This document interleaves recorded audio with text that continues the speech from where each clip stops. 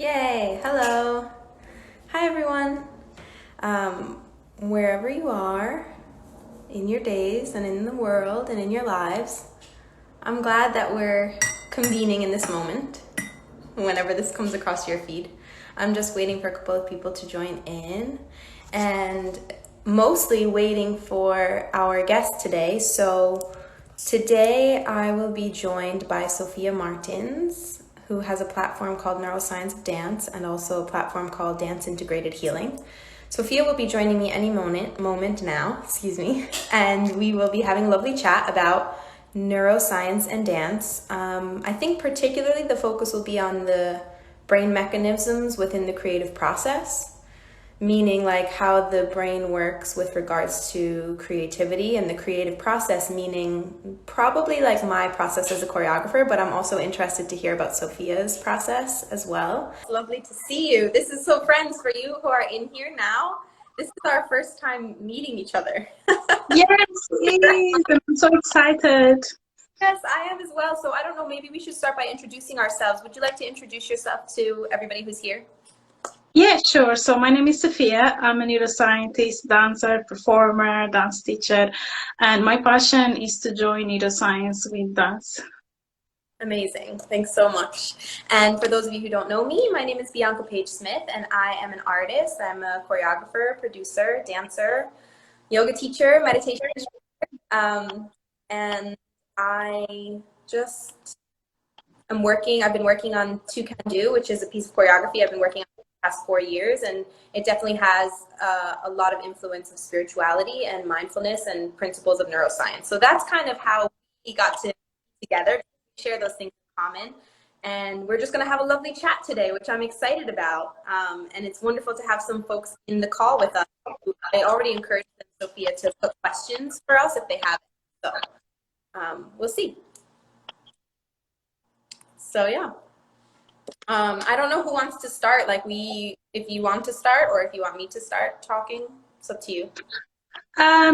Yeah, so for those watching, we had prepared some questions for each other.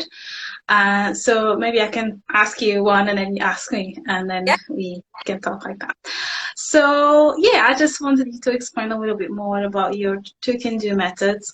I mean, you talked already in the last live and it was very interesting how you combine all those things, and the fact that you mentioned that the intelligence, um, that hidden intelligence that we have, and how you use that to create that. And so if you could talk a little bit more, because for me it's really interesting on how you use that component to create something. Right. Yeah, cool. So thanks for asking about that. It's so funny because a couple of people here, like one of my friends is in here, Leah, and she knows every time people ask me to talk about do stressed because when you're working on something for so long, like it's like I could say so much that I don't know what to say. Same. I'm the same. But yeah, Yeah, just a little bit. exactly. So what is with regards to like your question of how I bring in the component of like a higher intelligence or like more spiritual kind of perspective, that to me is something that I didn't even realize that I was doing until like recently. So I've been working on this for years, and I knew that there was a spiritual component, but I didn't realize how deeply it was integrated with the intelligence that we have of the subconscious mind until only like a few months ago. And so I would say like it's a movement, it's a method of movement that requires us to surrender to the fact that we can't see. So one of the biggest principles of it is that we work without the sense of sight. We work blindfolded. And so that principle right there took me straight away from my conscious mind to my subconscious mind. But what happened was so many thoughts and so many worries and fears and questions and stories would come up. Control, right? And from what I know in my background, the sense of sight is, I believe, one of the strongest ones that's connected to our consciousness. All the other ones kind of feel and kind of provide information that we don't necessarily know, but we know on a body level. And so I think that's why I was like, we have to just we have to work with being able to listen, to hear, to feel, to smell, to move around. and it started working, right? So I'm saying all of this in retrospect, but at the time it was just like, we have to not be able to see, because I want to connect more deeply to the intelligence that I know that we all have, communicates with each other, right? So that was really what it was about. And it's very simple, the method itself, because we're trying to access something like incomprehensible almost to the conscious mind. Yeah. I love that you said that in the last life, and I was like, oh my God, I have so much to say. Because you are right in saying that, because the brain relies a lot on vision for everything. It relies more on vision than your vestibular sense, which is the sense. So it's basically is a vestibular system that is inside of your ear that senses motion. So your brain knows what's happening. So every time you move, and there's a liquid inside of your ear that's informing your brain there's movement. And so the brain relies much more on that than, much more on vision than the vestibular system. And a good example is that if you're on the train and the other train moves and you think you're moving, so you're relying on your visual information. So when you added that aspect of being blindfolded, then you were able to connect to other things. And your brain just goes like, for a second, your brain goes like, oh my God, there's no vision. What we gotta do? But then it goes and relies on other things like your proprioceptive sense. So it really starts tuning in more to the body, because there's no vision anymore. And that's really interesting. And also all your biologic reflexes start kicking in, because oh my God, we better watch out where we are stepping, and now we have to really sense the space around us instead of relying on the vision. So that's really interesting. It's something that I actually say to people in my workshops, is to try and dance with your eyes closed. And it's a challenge that I give to people in my neuroscience of equilibrium workshop, is that to do things without the vision. So you can really tune into the mechanisms in your brain and body that keep you upright, which is not your vision. I mean, your vision helps, but there's other things there that need to be highlighted. So yeah, when you say that before, I was like, wow, yes, definitely. Yeah, it really is. It was so intuitive for me, but now when I look back, I recognize how intelligent it actually was that I received that guidance, and that we've been working in that way, because we've really been able to attune ourselves. And well, what makes important is the fact that we are trained dancers. So I think we already have that, right? We already have the ability of relying proprioception, of listening deeply to understand where we are in space, and picking up on cues of the energy of the people around us, right? So we already do have those skills, but this put us into this place that, like, my dance partner Emer is in this call now, so Emer, feel free to throw comments about this, but it put us in this place where we really had to, like, we had to deal with what was going on up here, and there was a lot. Yeah. Oh, it was interesting, and it's been fantastic. Like, it started out, I thought I was just making a piece of choreography for a festival, and now here we are still 4 years later, and it's turned into a method that we're going to translate onto other people now, because it helps us to be present. That's what it does. Mm-hmm. Oh, definitely, because suddenly your brain is always concerned with your survival, and suddenly your survival is at risk because, well, there's no vision. So it has to be straight away on the present moment. When something puts your survival at risk, your brain focuses on that only specifically, nothing else, because it's there to keep you alive first and foremost. And it's interesting that you said that, you know, as dancers, we already have that. And it's true, we have more proprioceptive awareness than non-dancers. And so we already have that. But still, that proprioceptive awareness is still enhanced through vision. So we still rely that to vision. And this is where it's important that we get away from mirrors and we try and close our eyes to really sense everything. Exactly. So tell us a little bit more about how you got into neuroscience and how you connected to dance. So when I started studying neuroscience, I was already a dancer for 6 or 7 years. And then I was just lucky to have there a researcher who was studying dance. So from then on, I never stopped because for me it was fascinating that they were studying dance. So I never stopped since then, and this is how I connected both. Then the Neuroscience of Dance project started because I started realizing how much the neuroscientific information was helping me as a dancer.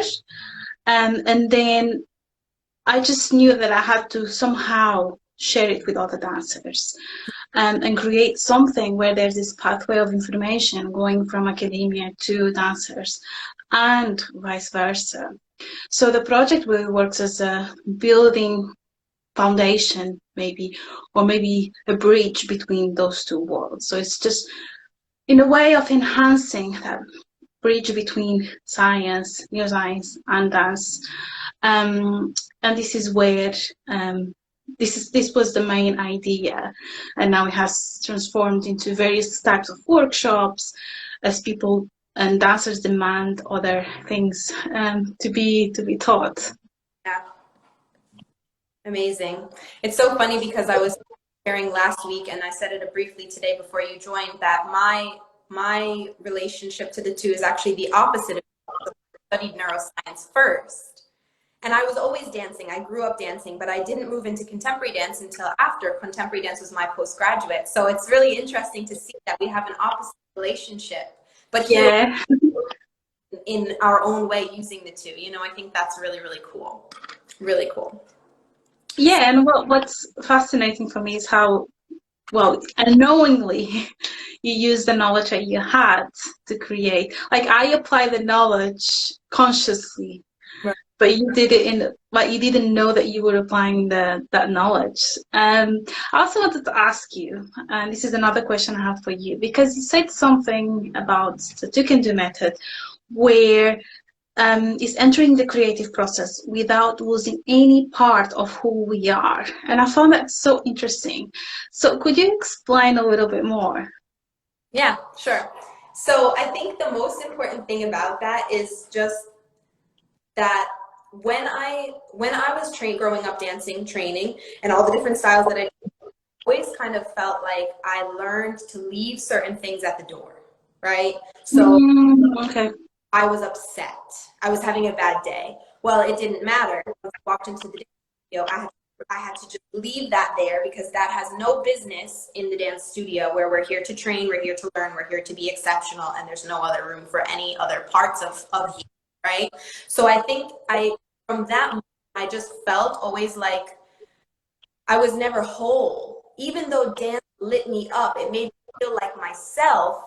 I realized, reflecting as I became an adult, I realized that there was always some parts of me that I had to leave behind in order to feel like I could be accepted in the dance studio, in the dance industry, in different dance opportunities. And so when Emer and I first started working together, when I was doing the first rehearsals of Two Can Do, I just remember saying to her, and this is something that we always go back to, it's so important for us to know the fullness of who we are without leaving anything behind.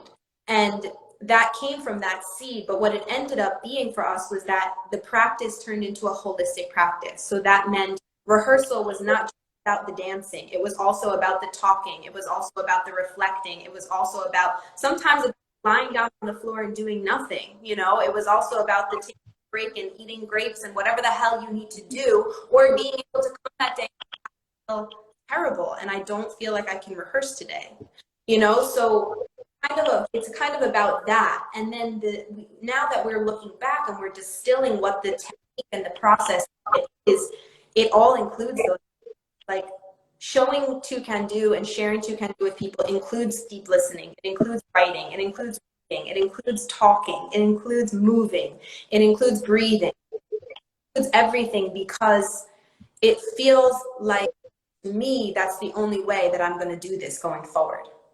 You know, I had the opportunity to create something that allowed me to create the way that I wanted to create. And now there's no going back for me. Now we do it all. We do everything because all of these parts are here anyway. So if you're not allowing yourself to speak your mind or to feel your feelings or to write about how you're doing, or to, just lay down and listen for a few minutes, just calm yourself, bring yourself to the moment, whatever you need to do for you. If that's not happening, then how can we expect that we're really going to be able to be present in our movement, Mm-hmm. in the creative process that requires that? It really requires that. And if you're Yeah, going exactly.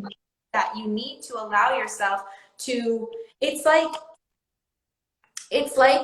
finding the equilibrium. You know what I mean? Like if you're coming into it at a really like high place or a really low place, right? You need to find that status quo. You need to find that neutral so that you can enter into the moment present. And what do that outside of here. We're not going to help you do that. But what you can do is it does that together, and then we move into the creative process together. So that was a huge distinction for me that just feels important, it feels important to me. So yeah, thanks for asking that. Yeah, because I was just really curious, like, okay, what you meant by that, because I kind of like resonated with that. I never left any part of me at the door in the studio or anywhere. And I really resonate with what you just said. And you are right, this is part of the creative process. And the creative process is not just something, that you're just sitting down one day and something comes up, or you're just there really trying to make something come up. It's an equilibrium, as you say, of both of those things. It's an equilibrium between the so the controlled thinking and spontaneous thinking. And at the brain level, that makes sense because research has shown that there are 3 networks that play a role in creativity. So those 3 networks are the executive network, executive network, the imaginative network, and the salience network. So the executive one is really the thinking, the processing information. The imaginative one is where you are just wandering. Your mind is just wandering and you're daydreaming, and this is called also the default mode network. When you're just really not engaged in anything, you're just really absorbing, and this is also the network that allows us to think of others and from the mindset of others. And then there's the salience network that is interchanging and connecting those 2 networks. So it's really equilibrating what's going on between those 2. And usually those networks, when one is on, the other one is off, and vice versa.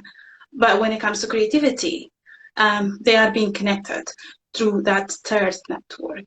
And so you are right when you say that the creative process really requires you to do a lot of different things. And it's not just trying really hard or just, sitting down and hoping that some light bulb will happen, but it's having that, being able to really switch on between internal and external states, being able to really switch between spontaneous thinking and objective thinking. Yeah. It's so like it's just so funny because like I'm listening to you, I'm like, yep, I know this. Me too. It's not that I didn't even have a thought about it because I was like, this is what I need to do. I don't know what else it is, but I have to do this. So it's really funny. I wanted to ask you about so what is your overall vision about how neuroscience can support the dance industry? Oh, okay. So I keep saying this all the time that we dancers, we are full beings. So we're not just our bodies, we're not just our minds, we also our brains. And a lot of the focus in dance science, dance medicine, still is the body. So it's great that we have now a lot of dance science and dance medicine, which was something that didn't even exist before. But it's that thing where it's still a lot of focus on the body. And just recently now we can see focus on the mind and the psychological aspects of the dancer, and also the neurology of the dancer's brain. But those aspects are still not well incorporated. So we are treating the body as a tool that is separate from the brain. So we need to remember that the brain is connected to the body and vice versa, and both inform each other. So when we are learning dance, when we are recovering from injury, all the challenges that dancers face, the brain also plays a role.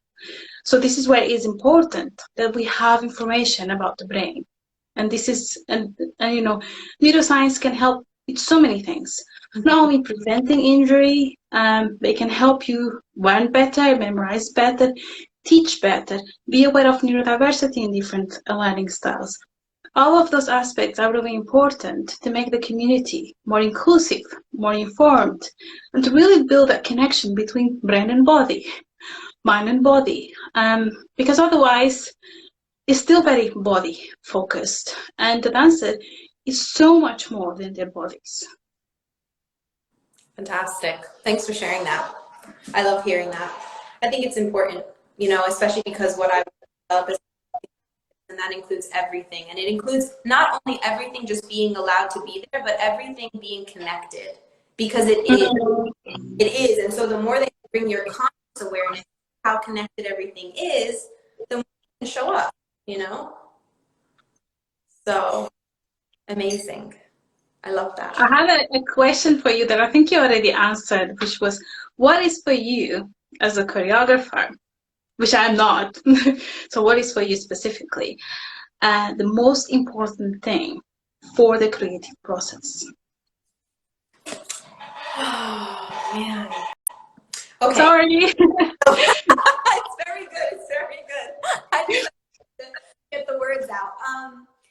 I think, honestly, the most important aspect for creativity, so as from the of a choreographer, I think the most important thing is that the environment is set up properly for people to be there, for them to feel, for them to feel present, and for them to feel valued and valuable.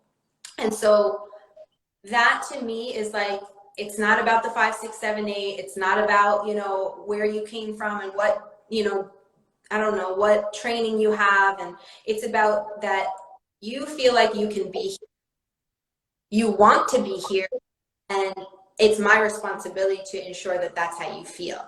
And I think that my background in neuroscience and my emphasis on spirituality over the past like 10 years has informed my ability to create a space that feels like it's held, right? So it feels like it's established, but also it's flexible. Yeah. This is my space, and you come in and better be what I need you to be. It's like, this is a space that and I am going to support you in the process of allowing you to enter into this, and also allow me to be flexible enough for the space to be transformed with your. Oh, I love that. That's all energetic. That to me is the most important aspect for creativity, because you know yourself, everything flows through an energetic process. Neurons vibration through energy, so does our spirit, so does our creativity. Everything about us is a vibration, and it's an energy. And so if someone walks into my space and they feel stuck, or they feel uncomfortable, or they feel unwelcome, or they feel unsure, how are we supposed to expect the creativity to flow? So yeah. The short answer is, the most important aspect for creativity is that it can flow, is the flow of it. Because if it stops, if it gets stopped short, if it gets blocked, then we're missing out on brilliance. Really, we're missing out. I love that. Right? I love everything you just said. And I find it interesting, and you mentioned before how you connect spirituality as well. And I'm not a spiritual person, but I do agree with, you know, if for the skeptics out there, if you think about science level, well, we are energy. Everything is energy. We are made of it. So, you know, all the brain cells that instruct your lungs to breathe, and all of those things that happen, they are made of energy. They're not made of just absolute, just whatever. They before they matter, they are energy. So I think that really influences. And we know that when we do certain improvisation exercises that really challenge us to move in ways that the body wants to explore different ways of moving, then we, just by doing that, are just releasing things that were there stuck because we move the same way all the time. So that is stuck in there. So all that energy needs to be released. And, even if you're stressed, you have so much blockage in your body, you tense, you can't really, move. You can't feel you can't even move in a flow. You stop being able to do that. Exactly. So yeah, it's fantastic, and it's a fantastic question. I really appreciate that question a lot because it's an important thing to talk about, I want to read a couple of the comments that came through here. So my dance partner Emer said, "It's so interesting hearing you both talking about the creative process. You have both reminded me of how complex it is." Yes, that's very true, isn't it? And Leah said, "I think even the emotional process of recovery and the negative emotions dancers can feel after being injured should be studied, or would be studied," she said. So yes. Oh my God, definitely. right. So And they are being studied. There's a couple of studies about the emotional impact. But it's then again, the attention when you have an injury, it's not on your mental state. It's on, okay, you have an injury in your knee, let's fix your knee. Everything else is not part of the process. And and then like even at the brain level, like I help a lot of dancers who have injury and are trying to recover through the neuroscientific point of view, because at the brain level, something happens to your body. The brain level, it changes. Your brain perception of your body changes. Your identity changes. Things change when things happen to the body. It's not just the brain just appear and then the body's down here and something happens and the brain's like, whatever, I don't even know about it. The brain knows everything. So it's important to access the cognitive level, right, the brain level, the mindset, the emotions, and then emotion and cognition, they influence each other all the time. So all of that is really important. But yeah, it's not, then again, the focus is always on the body. Yeah, exactly. And to be honest with you, like I don't know, those of you who are in this call and who catch this talk, but something that I experienced a pretty serious injury when I was in, my professional Irish dancing career. This was like a life before my life. I ruptured my Achilles tendon and I had to have surgery, and I was out for like a year, more than a year. And honestly, the hardest part of that was the mental. The hardest part of it was I was afraid to go back and dance the way that I used to dance because I was afraid I was going to get hurt again, and also I have like a part of calf muscle that I can't feel. And so I've been working to train my own brain to connect to it again. So it's like, that is so important because there were times in my life where I couldn't even flex my calf muscle. Now I know that with the knowledge of how my brain works, that I can wake it up again, right? If it can move, right? If I can touch it and I can feel it, then I know that my brain knows that it exists. And so it's just a matter of again. So yeah, exactly, assisting that process of connecting both things together. And then a lot of the times people go through injury and then they, the part of the body heals, everything's fine, they still can't do it because at the brain level it's still not, the brain has still not processed that actually there was a change happening, and we've recovered from this. So it's this trauma that we have to recover from, for the brain to truly process that, hold on, this happened, and there's this trauma response that doesn't need to be there anymore. If you look at trauma, you know very well that but the brain and body are in constant communication, and there can be so much imbalance between what the brain thinks is happening and what the brain needs and what the brain thinks is the reality and what's actually happening. And so it's definitely interconnected. Absolutely. Okay, so I'm going to just jump in with my next one here. It's kind of related. I said, what do you feel is the most important thing that dancers should know about our brain?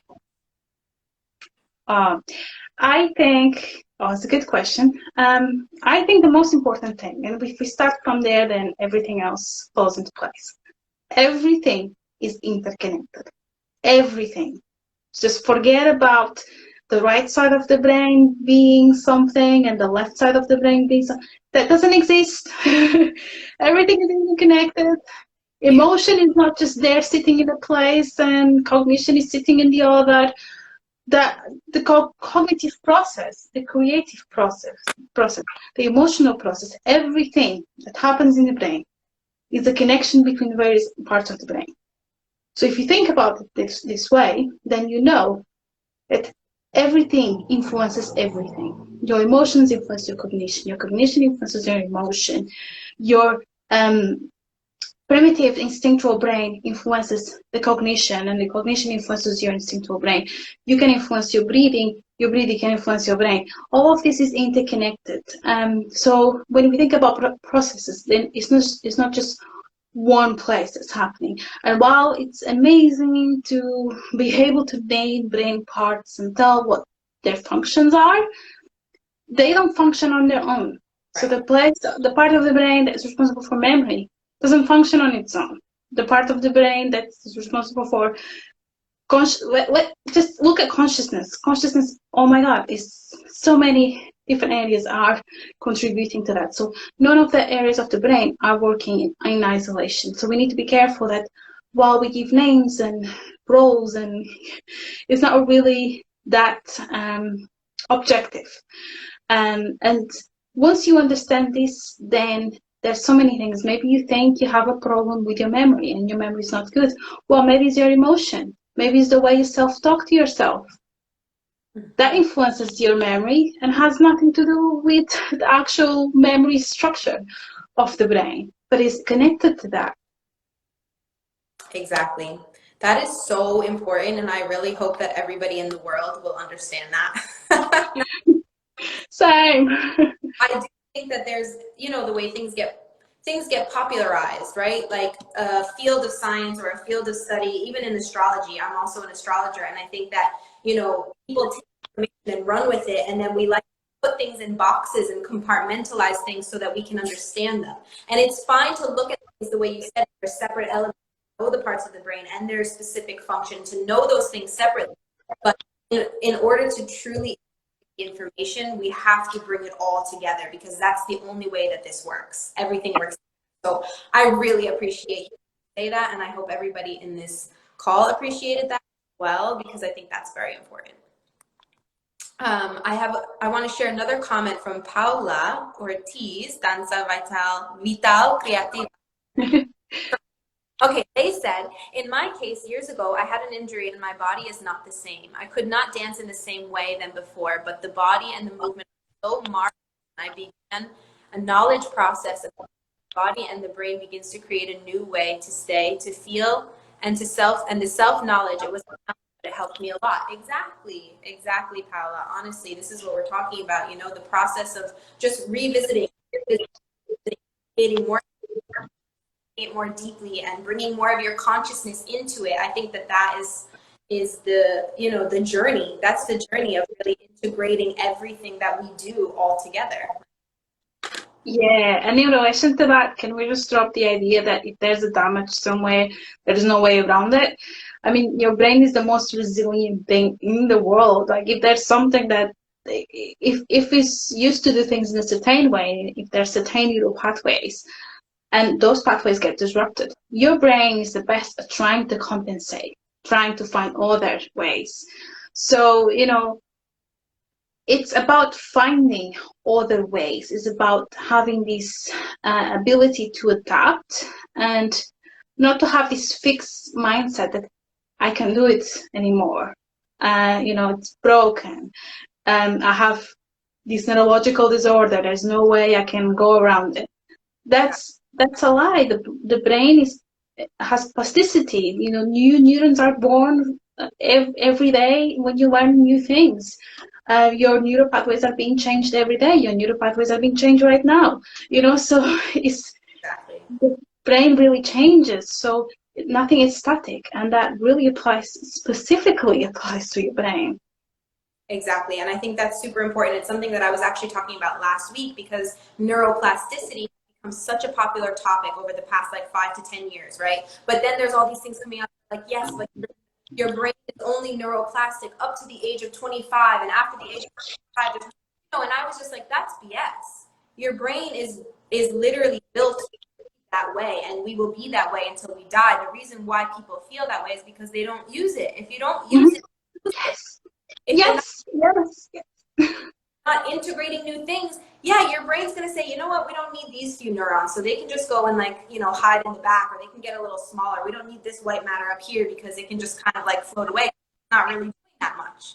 It's not because you're not neuroplastic. It's not because you don't have that ability. It's because you're not doing stuff, right? Yeah. I think So, your brain, I always say, your brain, when it's faced with, challenges from the environment, injury, neurological disorders, your brain, the more tools it has to fight those illnesses, the better. Right. So the more it can grab from, the better. So if you are a musician, if you are a dancer, you're way ahead of the game, for instance, because music and dance will activate your brain in very unique ways. You have so many tools to overcome those things that neurological disorders do to you. And if you start dancing and if you start engaging in creative practices, especially movement practices, then you're giving so many tools to your brain. And I think this is really important to understand, that you can do something about it. The same way, if you have anemia, what are you going to do? You're going to give nutrition to your body. What does it need? It's the same way with the brain. What does it need? You need to feed your brain as well. Exactly. Now, this is a perfect segue. I had a really interesting question on Facebook that I wanted to bring in here. So someone said, hello, I've seen people with physical issues like balance, muscular damage, but they're performing dance. So how does the brain go beyond the physical challenges and let a person create dance? Like, brilliant question, right? Yeah, so I already replied a little bit to that, but it's basically that, your brain, if you want to do something, your brain will have to find ways to do it, right? You want to grab a cup of coffee, you want to grab something. Your brain is already planning what it has to do, how it has to do it, where is the cup, what are the neurons that have to activate. Before you do action, your brain is already preparing everything for the action. Right. So when it comes to injury, and whatever your body goes through and changes that your brain go through, that's already, your brain is always trying to do what it needs to do. So this is why those people can still keep dancing. It all comes also from the mindset. If you think you can't, then you can't. You can't. If you think, okay, I want to grab the cup, but I can't, nothing's happening today. You say, I want to grab that cup, and I know I can. Brain is preparing you to grab the cup, calculating force, measure, everything is happening already. Even just thinking about grabbing the cup, even just imagining grabbing the cup, all the things that are being activated. If you believe, then it's already being activated. So it's really, then again, this is where the component of the mindset and psychology is important as well. It's really important because everything, again, is interconnected. Mm-hmm. Brilliant. Love that. Now, we actually received a question in the question box here, so I'm going to share your question. The CARE project says, what kind of dance can people with joint pain include in their daily routine for a 60-plus age group? That's a fantastic question, isn't it? It's a great question, and I don't think, I can't say, go and do hip hop or something, because it's not really something that has been studied. What kind of dance is best for this specific type of disorder or illness?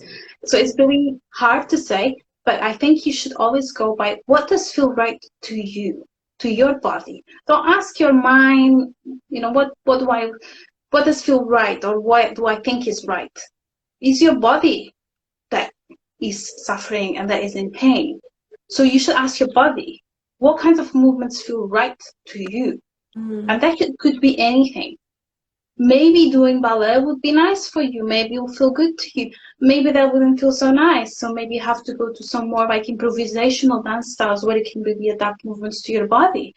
So, and nowadays there's so much. There's dance therapy. There's my method, the dance integrated healing method, which is really for these specific cases where you can really enjoy movement and adapt it to your body. But there's so many other things out there that you can do that are improvisational styles, like movement flows, a conscious dance, that you can really go and explore and get more like improvisational. So you don't have to learn a set of movements, do exactly the same, go and perform. The more explorative, relaxing, healing dance forms.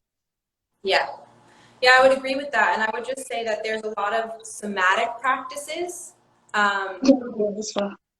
helpful and beneficial, and they're not necessarily considered like dancey dance, like going into the dance studio and moving your body, but there's different dance forms or different somatic practices that are inspired by dance that I think could be really helpful, especially with joint pain, like gyrokinesis and gyrotonics and Feldenkrais method, Alexander technique. Now, those things are supportive, I think, to moving your body at any age and going back to the movements that naturally support the way that your body was designed to move. So I think that's really supportive. With you, I feel like it's about asking yourself and maybe, you know, testing a few things out. And, you know, I think improvisational methods always work. Two can do, like what we do with Two Can Do, we have people who are trained professionals, and we've also had people who are like in their 60s who are and they join us Can Do as well. So there are definitely methods out there that are accessible to any age and any ability. And I think it's just a matter of doing some research to see what resonates with you. You know, if the person who's showing the method or teaching the method is, you know, expressing in a way that allows you to feel like you're welcome and they're accommodating to what you're working on, then I think go for it, you know. And thanks so much for that question, Nick. If you have any more questions for us, I'm sure, Sophia, you'd be happy to hear from them. I know I would too, if you want to talk more about that. So,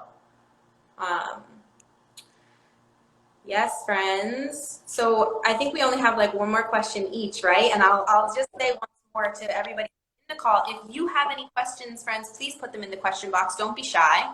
This is the time. We'll probably chat for another 10 minutes or so, I'd say. And so if you have a question, please feel free to share it with us. Okay.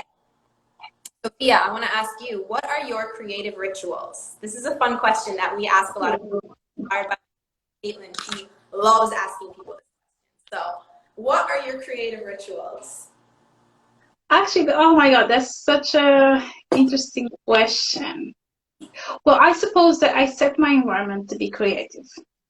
So I like my environment to have a lot of different things that stimulate the senses. So I always have like incense and candles and music, like chill out music. And, you know, my house is always like this environment and things that I enjoy, like poetry, you know, just hanging the walls and travels that I made before. And I've got the postcards, so everything that inspires me, I already surround my environment with that. But I think the most important thing that I do is to keep my mind open. That's the most important aspect of creativity. Keep your mind open for new things. Be willing to absorb new things, even if they go against who you are and what you think. That really disrupts patterns of thinking and makes you create new ones. So I'm always looking for the person who's going to disagree with me. I'm always looking for the person who's different from me. I'm always looking for the things that I don't like so much, but I'll try and see, you know, what they can bring you to me. So that keeping that mindset really helps me be creative. And I come up with all crazy creative things every day in all forms, not only for my daily life and my problems in my life, but also for dance, but also for the way I deliver workshops, you know, everything in my life. I allow creativity to flow and my mind to be open. But I also think the environment that you're on, it's really important. So I was going to ask other question, but I want to ask you that one. The same question? Yes. I would say my creative rituals, so I have a lot because my entire life is built around creativity, and I feel like I just like it's everything about who I am. But I would say the most ritual that I have is my morning routine. Every morning time, I do the same things. I meditate, I do EFT tapping, I move my body, I do all these different things. I have rituals and mantras that I say out loud. I have something that I listen to. So I integrate all of my senses, like what you were saying, in my own way, in this morning routine that just sets me up to then enter the day feeling like I can be there fully. So that is like hands down the most important thing that I have. And we have a similar creative ritual. Like, it's not a morning routine, but it's like a pre-show routine that my partner and I do before every single performance. And it's about an hour long, and we have all the things that we need to do because it helps us to prepare. You know, it's like my, like, hello to, you know, to my senses, hello to my hearing. I would like you to be present with me. I would like to, you know, appreciate you and wake you up and say hello. To my sense of balance, to all the cells on my body, cells and everything, so that I can just wake up, you know, and be there. So that's my important creative ritual, I think, is my morning routine. So I love it. I love it. We have a couple Is there questions. any other, I can't see the comments. Is there any other questions? Or We have a couple. Paula said, with the teaching and learning process in education. Well, I mean, I think it's kind of like what we were talking about earlier, and just now, the more that you bring into it, the better off it's going to be, right? So how do you senses, if you're trying to teach something in a classroom or you're trying to teach something to another person, allow them to move around while they're learning, or talk about it, or sing, make a song, make a dance, or see it and also touch it, and also, you know, imagine what they might be able to taste about it, make a recipe or whatever. It's like the more you bring into the process, I think the more you solidify, because the more parts of your, you know, self, the more parts who you are physically and also energetically and also in your brain, the more neurons that you can recruit, the more you are able to create like more like a tiny little dirt path. So that's my take on it, but I'd love to hear your take on it as well, Sophia. I actually agree with you. You know, it's, if you think about the creative process, is really that. First of all, you need to be open. If you're not open, nothing comes in. Be open, gather as much knowledge, and then explore and play with the knowledge. Let it sit in, let it make connections, but things happen. And that's how, and then again, as you said, engaging all the senses, engaging the entire person. And I love that you do that in the Two Can Do, where you know, there's writing, there's talking, it's not just movement. I think that's really, really, really important. Yeah, definitely. We have another brilliant question. Angie from the block, my girl. She says, why are we driven to dance? And how does dance differ from other forms of movement? And how is it represented in the brain? It's a great question. That's a few. Oh my God, I love this. I love this question. Okay, so why are we driven to that? So why are we predisposed to that? It's a very intriguing question, but there's something that happens in your brain every time you hear music. When you hear music, the audio, there's a certain auditory parts of your brain that will trigger automatically motor networks. So it's like this is an instinct to move to rhythm. We have this instinct. It just happens in the brain. Why? Don't know. What's it is a process of evolution. I don't know why. What is the purpose? My specifically opinion is that the purpose of dance is to really why we have this instinctual thing to dance is because dance really heals your brain and helps you clear your brain in terms of you know, your thinking. It helps you with your cognition, and I think maybe has that purpose of keeping your brain engaged and healthy. But this is just my personal opinion. So, and then the other question was, why is dance different from every other movement form? It's because dance engages so much more than motor network. There's so much that goes into dance. There's the emotion, there's the cognitive level that you really have to pay attention to what you're doing. But mainly, and there's a motor level, of course, but mainly the most important is that the tool is the body. Mm-hmm. So you use your body as the tool of the art. So dance happens in simultaneous. So dance is happening at the same time. So when you dance, the goal is happening at the same time as the action. Mm-hmm. And that's what makes it so challenging and crazy for neuroscience to study. Because like, what do you mean? There's no like a separate action and then the goal is over there and then we can study it and put it in categories. No, everything is happening at the same time. It's such an individual experience, and how do you really measure that? So this is where it really differs, and more studies should. Dance connects the brain in a very specific, unique way. And sports doesn't do that. Music does that as well. But dance, because we dancers, we often dance to music, then we are really gathering all those things to really engage the brain in a different way. And it serves also as an expressive way, so as an expressive movement. So when we think about sports, you're not really using your body as a tool of expression. So, and you're not using your body usually, you're not using the body as the main goal. The body is specifically the goal.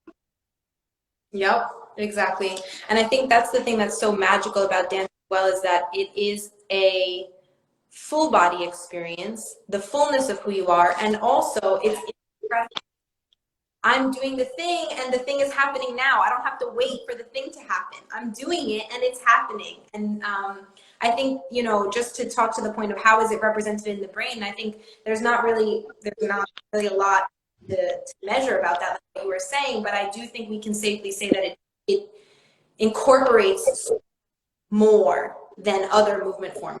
Mm-hmm. Definitely. So, fantastic questions, really. Wasn't that? That was great. But I love that question. So So good. All right. Is there any other things, any other thoughts, friends, in the comments? If you have any last minute comments or questions, please let us know. Sophia, is there anything else that you say? Do you have anything coming up that you want to share with people? it's lovely to be here. It's lovely meeting you and connecting with you. I think we have so much more space for collaboration and do other things together because we have such a unique experience in different way. But I think, and it's so good to have this conversation. So thank you for this, and thank you everyone for watching and for the great questions. If we end the live and then you have a million questions afterwards, feel free to message me or Bianca, and we are happy to answer anything. Absolutely. I would agree with that wholeheartedly. And I am also so time. It's lovely to meet you and chat with you, Sophia, and for you to bring your knowledge and experience to our Instagram Live today. I think it was really, really fruitful chat, and definitely looking forward to collaborations in the future. And I think that probably, that's it for today, huh? I think it is, but if you have any questions, anyone that is watching, or if you watch this afterwards, please go to @Neuroscience of Dance, either on Instagram or Facebook, and feel free to message me. You're not bothering me. I always love to talk about these things. So, and also message Bianca. You already know her Instagram, so feel free to message us. Yeah, we're happy to chat anytime. And friends, if you enjoyed this and you'd like to see more of this and for us to come together and have more conversations like this, definitely let us know, because I'm sure that Sophia and I will be able to meet again and have another conversation. It was really fantastic to meet you and to chat with you. Thank you so much for being here. And we'll talk again soon. Yes. All right. Thank you. See you, everybody. Bye. Thanks, everyone, for being here. So fantastic to have you. Take care.